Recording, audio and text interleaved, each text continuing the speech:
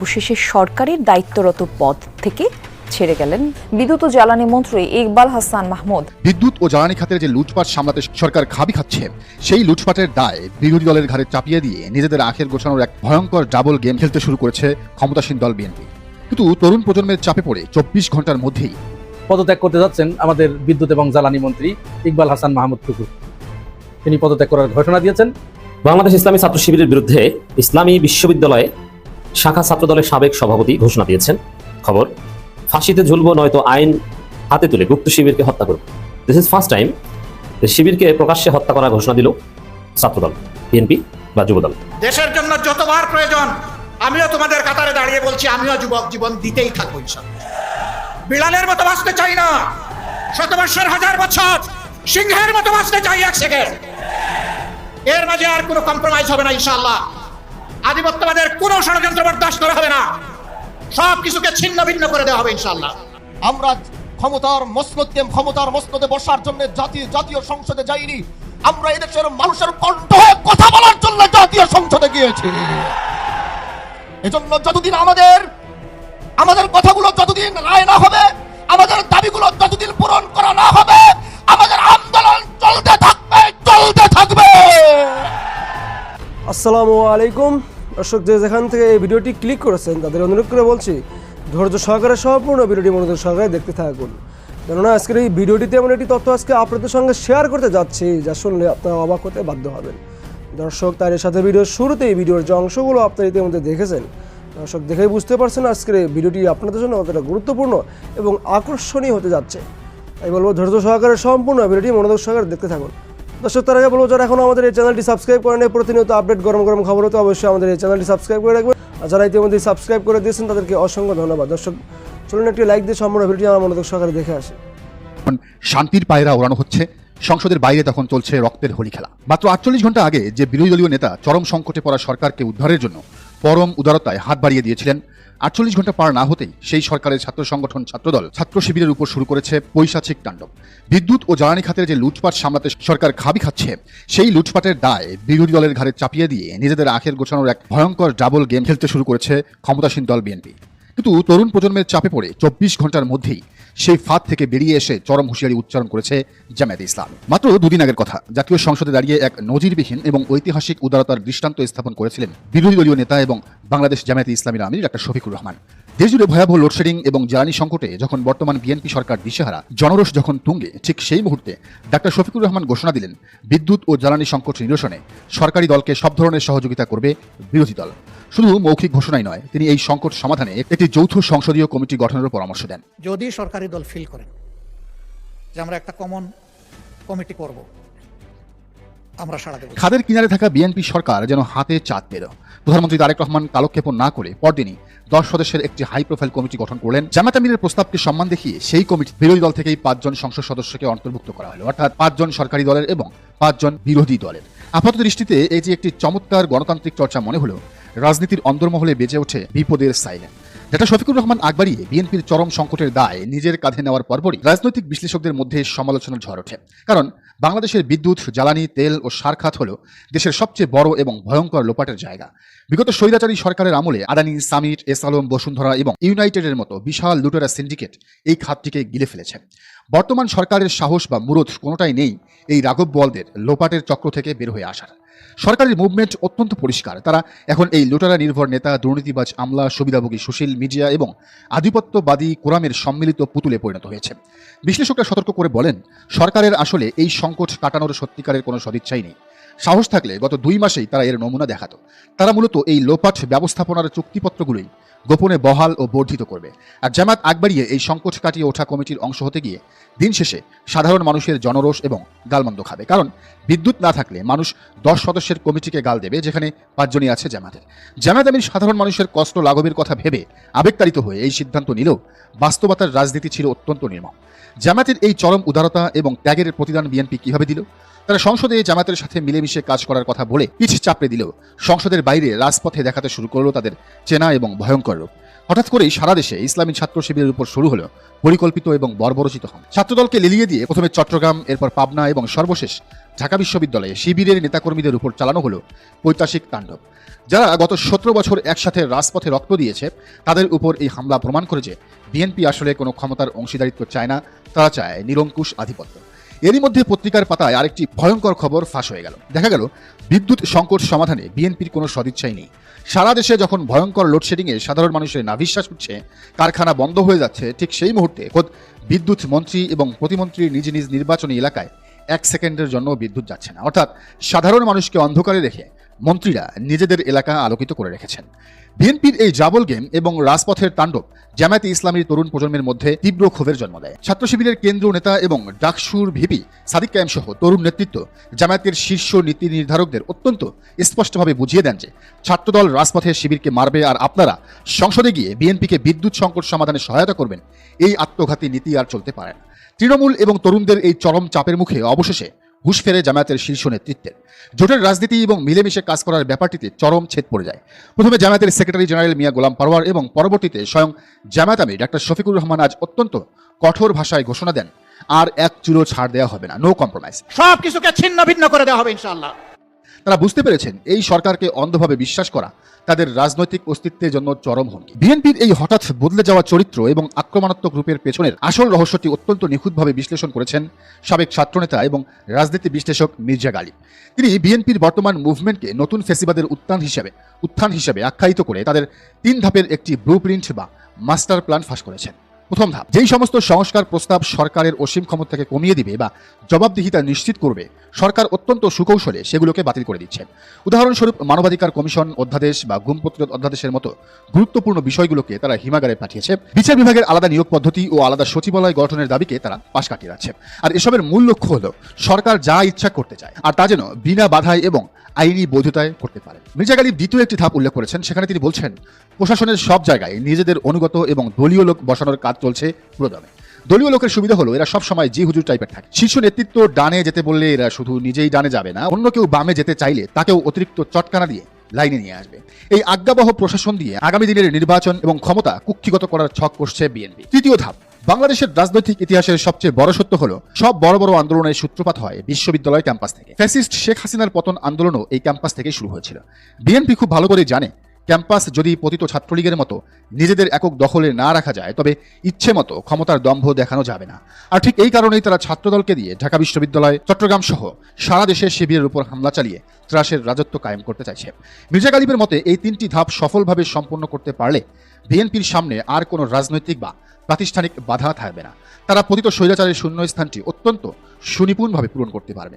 বাংলাদেশের রাজনীতি এখন এক ভয়ঙ্কর এবং চূড়ান্ত সংঘর্ষের দিকে এগোচ্ছে। একদিকে চরম অর্থনৈতিক ও জ্বালানি সংকট, অন্যদিকে রাজনৈতিক আধিপত্য বিস্তারের নোংরা খেলা। জামায়াতে ইসলামী তাদের অবস্থান পরিষ্কার করেছে। এখন দেখার বিষয় তরুণ সমাজ এবং সাধারণ মানুষ বিএনপির এই 3 ধাপের ফ্যাসিবাদী ব্লুপ্রিন্ট কিভাবে মোকাবেলা করে। খেলা কেবল শুরু। দর্শক, বিষয়টিকে আপনি কিভাবে দেখছেন জানান মন্তব্যের ঘরে। আর এই চ্যানেলে নতুন হলে অবশ্যই সাবস্ক্রাইব করে বেল আইকনটি বাজিয়ে রাখুন। একটা সুখবর আছে, শুরুতেই সুখবরটা দিয়ে শুরু করি, তারপরে অন্য আরেকটা খবর বলি। পদত্যাগ করতে যাচ্ছেন আমাদের বিদ্যুৎ এবং জ্বালানি মন্ত্রী ইকবাল হাসান মাহমুদ টুকু। তিনি পদত্যাগ করার ঘোষণা দিয়েছেন। কেন পদত্যাগ করবেন, কি কারণে করবেন, শর্ত জুড়ে দিয়েছেন অবশ্য। সেই শর্তের কথাটা আমি আসছি।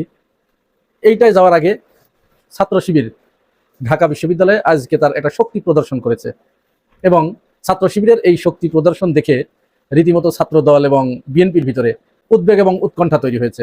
ইতিমধ্যেই সাংবাদিক মোস্তফা ফিরোজ তিনি একটা স্ট্যাটাস দিয়েছেন এই মিছিলটা দেখার পরে, এই শক্তি প্রদর্শন দেখার পরে। বলেছেন, ডাকসু এবং এবি জুবায়েররা এদেরকে যদি ছাত্রদল বা বিএনপি খেপিয়ে নেয় তাহলে এই সরকার 6 মাসও টিকতে পারবে না। তার এই কথার একটা গুরুত্ব আছে। আমি ছাত্র শিবিরের মিছিলটা কত বড় হয়েছে এবং কিভাবে তারা ছাত্রদলের সারা দেশে পরিকল্পিত নৈরাজ্যের বিরুদ্ধে প্রতিবাদ জানিয়েছে, সমাবেশ করেছে ঢাকা বিশ্ববিদ্যালয়ে শুধু ছাত্র শিবির, মিছিলটা আগে দেখুন একটু।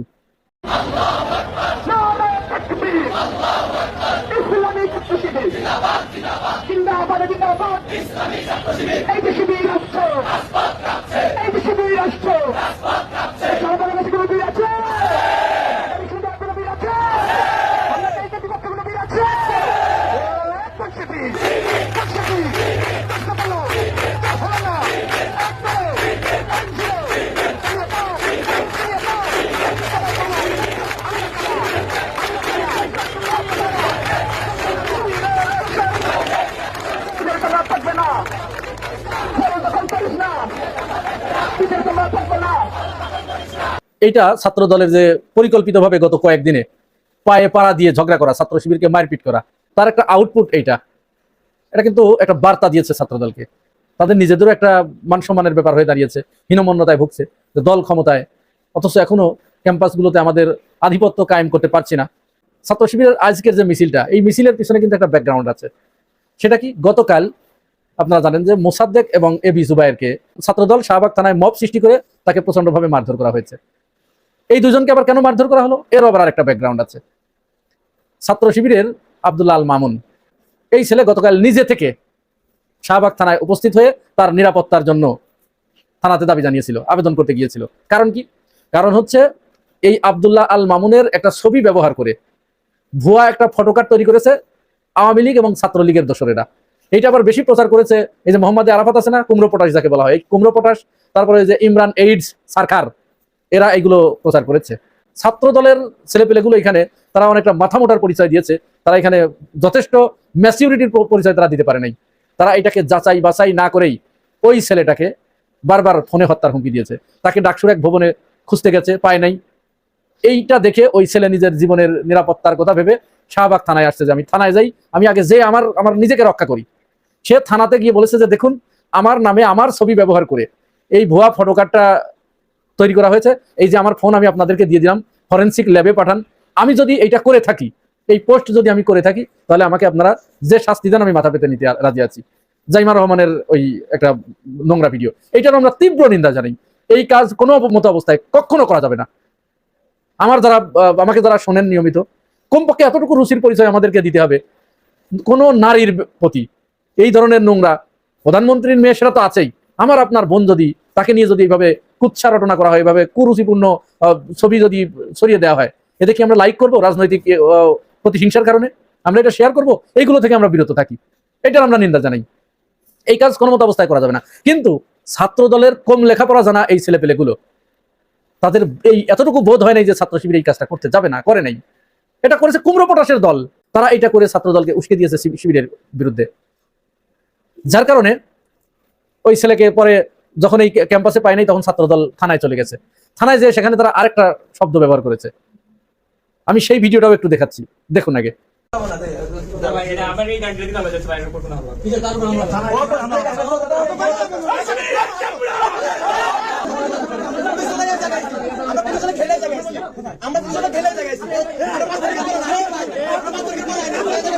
থানায় যে যখন তারা দেখে যে ওই আব্দুল্লাহ আল মামুনকে হাজতের ভিতরে না রেখে, গারদের ভিতরে না রেখে ওসির রুমে সে বসে আছে, তখনই তারা ওসির সাথে বাকবিতণ্ডা করে, বলে যে ও বাইরে কেন, ওকে আগে হাজতে ঢুকান। ওসি তখন ওদেরকে বোঝানোর চেষ্টা করে, ছাত্র দলের এই ছেলেপেলেগুলো যারা মব সৃষ্টি করতে গেছিল, যে দেখেন ওর কোনো দোষ পাওয়া যায় নাই। তখন ওসির উপরে তারা চড়াও হয়, ওসিকে গালিগালাজ করে। এক পুলিশ কর্মকর্তা পাশ থেকে এটার প্রতিবাদ করে। প্রতিবাদ করার সাথে সাথে ছাত্র দলের ছেলেপেলে বলছে এই ওসি হয়েছে তাই কি হয়েছে রে, আমরা পুলিশ ডর শব্দটা উচ্চারণ করলাম না, করি এখানে আসছি।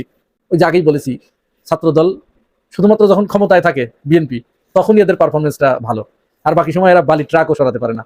এখানে তারা সাংবাদিকদের উপরে হামলা চালিয়েছে, 50 জন মতো সাংবাদিক আহত। যদিও ছাত্র দলের সভাপতি রাকিব তিনি এটার জন্য পরে দুঃখ প্রকাশ করছেন। দুঃখ প্রকাশ করে কি করবেন? আপনি গরু মেরে জুতা দান করলে তো হবে না, এটা আপনার আগে চিন্তা করা দরকার ছিল যে আপনার নেতাকর্মীরা কোন মানের। আচ্ছা, এরপরে এবি জুবায়ের এবং মোসাদ্দেককে যখন ওখানে আটকিয়ে মারধর করেছে, তখন ডাকসুর নেতৃবৃন্দ যাচ্ছিল শাহবাগ থানায় একটা মীমাংসা করার জন্য। এইটার একটা ভিডিও আমাদের হাতে এসেছে, দেখেন। যখন ছাত্র দল এবং ছাত্র শিবির মুখোমুখি, দুই দিক থেকে দুই দল আসছে, তখন ডাকসুর এক সদস্য মাঝহার, তিনি ছাত্র শিবিরের ওই গ্রুপ থেকে বের হয়ে সামনে এসে ছাত্র শিবিরকে দুই হাত দিয়ে ঠেকাচ্ছেন যে থামো, আর সামনে আগাইও না। ঠিক এই মুহূর্তে পিছন থেকে ছাত্র দলের এক টুকাই মাঝহারের পিছন দিয়ে লাথি মেরে, দেখেন ভিডিওটা দেখেন।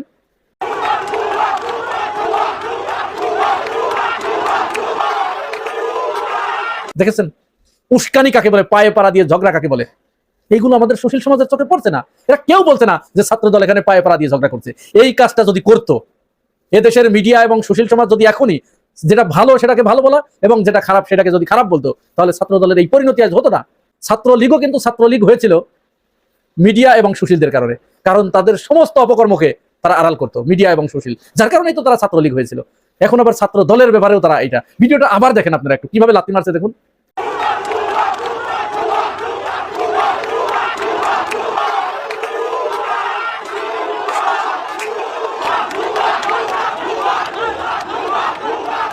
এই অবস্থার পরিপ্রেক্ষিতে ছাত্র শিবির অনেক ধৈর্যের পরিচয় দিয়েছে। অবশ্যই তাদের ধৈর্যের পরিচয় দেওয়া দরকার, কারণ তারা যদি কোনো রকম একজনকে একবারই একটা লাথি না একটা থাপ্পড়ও যদি মারে, তাই দেখবেন যে মিডিয়াগুলো বসে গেছে, একেবারে গবেষণা করতে বসে গেছে শিবিরকে কিভাবে এখন নিষিদ্ধ করা যায়, শিবির উগ্র, শিবির এটা ওটা বলে একবারে ঝাঁপায় পড়বে। কিন্তু এখন তো তারা অন্ধ হয়ে গেছে, এখন তো তাদের রাত, তারা তো এখন ঘুমাচ্ছে, চোখে দেখে না। সবাই সুশীল এবং এই মিডিয়াগুলো একেবারে অন্ধ, নাক ডাকিয়ে ঘুমছে। ছাত্র শিবির যদি আস্তে করে একটা বায়ু দেয়, ওদের তখন ঘুম ভেঙে যাবে। যাই হোক, এখন আসি আমরা সর্বশেষ কথায়। ইকবাল হাসান মাহমুদ টুকু, বিদ্যুৎ এবং জ্বালানি মন্ত্রী, তিনি বলছেন যে দেশে লোডশেডিং আছে, এটা যদি কেউ দেখাতে পারেন তাহলে আমি পদত্যাগ করব, মন্ত্রিত্ব ছেড়ে দেবো, আমি জীবনে আর কোনোদিন রাজনীতি করবো না। মানুষের চক্ষু লজ্জা বলতে একটা জিনিস থাকে। তার এই ঘোষণার পরে আমি কয়েক জেলায় অনেকের সাথে পরিচিত যারা আছে তাদের সাথে কথা বলেছি, প্রত্যেকের কাছ থেকে একই কথা, 24 ঘন্টার ভিতরে 17-18 ঘন্টা বিদ্যুৎ থাকে না এলাকায়। মন্ত্রী কি করে এমন কথা বললেন যে লোডশেডিং দেখাতে পারলে পদত্যাগ করবেন? তাহলে আপনি পদত্যাগ করুন, আমি দেখিয়ে দিলাম। যাক, আপনি ওই কাজ কখনোই করবেন না, কারণ আপনি পদত্যাগ করবেন না, ওইটা আপনার একটা কথার কথা।